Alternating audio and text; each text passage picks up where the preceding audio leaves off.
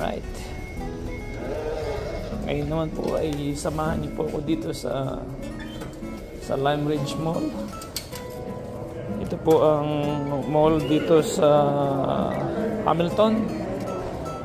At ang mall dito mas maganda pa rin yung mall natin sa Pilipinas. Yung mga walang sinabi ang Lime Ridge Mall sa mga SM natin sa Pinas, dahil sa SM, no, kompleto, nandun na yung arcade, nandun na yung shopping, nandun na yung cinema. Dito yung mall talagang pang ano lang, talagang pang shopping lang talaga yung dito. Meron silang food court. Pero hindi katulad sa Pilipinas, sa SM, no, kung kompleto. Pero dito, nung bagong dating ako, siyempre lagi akong tumatambay dito sa Lime Ridge Mall dahil siyempre kapag nalulungkot ka, dahil ako yung nauna nun. Nauna ako dito sa Canada. So kapag nalulungkot ako dito, ako dumidiretso. 2-story lang itong Lime Ridge Mall na ito. At ano ba yung mga sikat na meron dito? Ano lang? Aldo, Old Navy, American Eagle, Swarovski, no? Yan yung mga tindahan dito. So, ang pinakasikat na ano dito, na coffee shop ay yung tinatawag natin na Tim Hortons. Siguro dalhin ko muna kayo doon sa second floor. Tapos punta tayo mamaya sa food court. Bili tayo ng kape. At pagkatapos nun diretso na tayo sa library. Mukhang sarado yung escalator doon, so akyat tayo dito. Pag umaga dito, walang masyadong tao. Pero yung hapon, doon lumalabas yung maraming tao paghapon.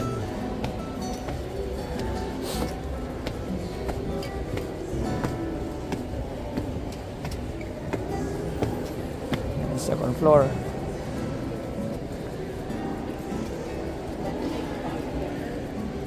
So sa mga gustong mag-abroad, ang masasabi ko lang, kung meron na kayong magandang business diyan sa Pilipinas, palaguin niyo na lang yung business niyo. Mahirap kasing mawalay sa pamilya. Ang maswerte dito yung mga bata. Kasi mag-aaral sila dito, no? Makakahanap sila ng trabaho, wala silang masyadong responsibility. Hindi katulad nating mga parents, talagang mag-start tayo from scratch. Ayun, kung meron ka ng business dyan sa Pinas, palaguin mo. Kung gusto mo mag-abroad, ihanda mo yung sarili mo kasi marami kang isasakripisyo. Mawawalay ka muna sa pamilya mo and you're going to take a risk also. No? At dapat matibay ang inyong relasyong mag-asawa. No? At ano pa, kapag mag-a-abroad ka, hindi katulad dyan sa Pilipinas, pag may papeles ka na ayusin, punta ka lang sa munisipyo. Ganun din dito. Kaya lang, ano ka talaga, mangangapa ka. Buti na lang, maraming mga Pilipino rin dito na natutulong sa'yo kapag nung bagong dating ako, pasalamat ako ng malaki. Ang una kong hinanap talaga yung church. Dahil doon sa church, maraming Pilipino. Yung mga Pilipino na yun, sila yung mga tumulong sa akin. No? So dito kasi mag-uumpisa ka, maghahanap ka muna ng apartment, right? Tapos trabaho.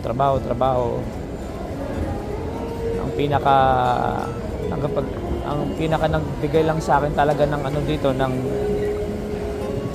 pag-asa at lakas ng loob walang iba kundi ang Panginoon. Kaya excited ako kapag Sunday. Kasi kapag Sunday nakakapag-church ako. Tapos natatawagan ko yung pamilya ko pag uwi. Then kinabukasan. Ito pa nga pala yung Tim Hortons at maraming nakapila dito. Dito madalas bumibili ng kape ang mga Canadian. So yeah, ito yung food court. Marami kang makikita dito ng mga matatanda. Dahil yung mga matatanda nga, mga retired na sila. So, ang tambayan talaga nila dito sa mall. Kaparehas dyan sa atin sa Pilipinas, di ba? Karamihan sa mga natin, mga veterans, pumupunta sa mall kasama yung mga kaibigan nila. Yeah. Bago ka mag-abroad, isangguni mo sa Diyos. Sabi sa Jeremiah chapter 29 verse 11, "For I know the plans that I have for you, declares the Lord, plans to prosper you and not to harm you, but to give you hope and a future." No? So ano man ang plano mo sa buhay, no? Isangguni mo sa Diyos. Dahil kung meron kang magandang plano sa buhay mo, mas maganda ang plano ng Diyos sa buhay mo, kapatid. No? Tanungin mo ang Diyos. Sanggunin mo sa Kanya, Lord, kalooban mo ba na ako'y makapag-abroad? No? Araw-araw mong ipanalangin. Wala namang imposible sa Diyos eh. Kung gusto mo talagang mag-abroad at yun ang kalooban niya para maitaguyod mo ang iyong pamilya, no? By all means. Sabi doon, "For I know the plans that I have for you, declares the Lord." Anong plano ng Diyos? Plans to prosper you and not to harm you. Ang gusto ng Panginoon sa buhay natin sumagana. No? Binigay na ng Diyos ang mga skills and talents na kailangan mo. No? Binigyan ka ng katalinuhan, binigyan ka ng kakayahan, ng skills ng Panginoon. Use it, no? Use it for your advantage. At kung yan ay gagamitin mo properly, in the right time and in the right place, then kikilos ang Panginoon sa buhay mo. At kapag ginamit mo yung talent, yung skills na yan, magpapalain ka ng Diyos. Huwag ka lang humingi ng blessing sa Diyos. Yung blessing ng Diyos, binigay na niya sa iyo, use it. No? Gamitin mo.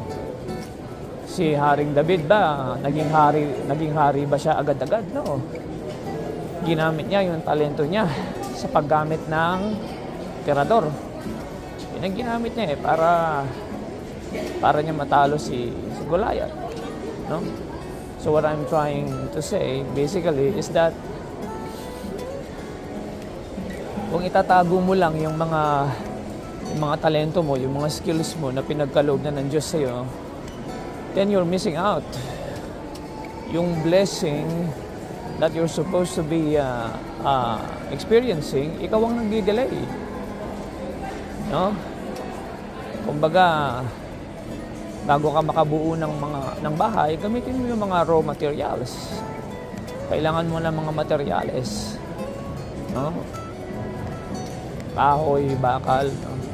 So, ganun din sa atin. Binigyan ka ng katalinuhan at kalakasan ng Panginoon, then use it. At kung sa palagay mo ang pagpunta sa abroad ay is going to be advantageous for you and your family, then do it. No? Mahal ka ng Diyos, kapatid. And all you have to do is magtiwala ka sa Kanya, magdasal ka, at kumilos ka. Dasal ka nga ng dasal pero hindi ka naman gumagawa ng hakbang, no? Hindi ka naman kumikilos at nakahiga ka lang at parang lagi mong sinasabi, come what may, pag dumating yung blessing, tsaka ako kikilos. Mali yun. Matatagalan ka. No? Grab the opportunity. Kung walang opportunity, create an opportunity. Kapag talagang wala, humingi ka ng Diyos. Humingi ka sa Diyos ng mga open doors of opportunity. No? Sabi ng Panginoon ano man ang iyong hilingin sa panalangin kapag ikaw ay nanampalataya, yun ay pagkakaloob niya sa atin. No? So ano pa hinihintay mo? All you have to do is ask. Humingi ka sa Panginoon. Dahil ang Diyos, galante siya. Hindi siya nanunumbat at walang imposible sa Kanya. So, yeah. Sana ay meron po tayong nakapulutan na encouragement sa ating pong maiksing sharing. At yeah, sana makita ko kayo dito sa Canada. At God bless sa inyo pong mga plano na pag-abroad. Naway pagpalain ng Diyos ang lahat ng plano mo, kapatid. Sabi sa Bible, seek ye first the kingdom of God and His righteousness, and all these things shall be added unto you. Ano man ang plano mo at gagawin mo sa iyong buhay, lagi mong unahin ang Diyos. Unahin mo ang Diyos, kapatid. Magdasal ka, magsimba ka, no? Maging mabuti ka sa iyong kapwa, magmahal ka, serve others, forgive, no?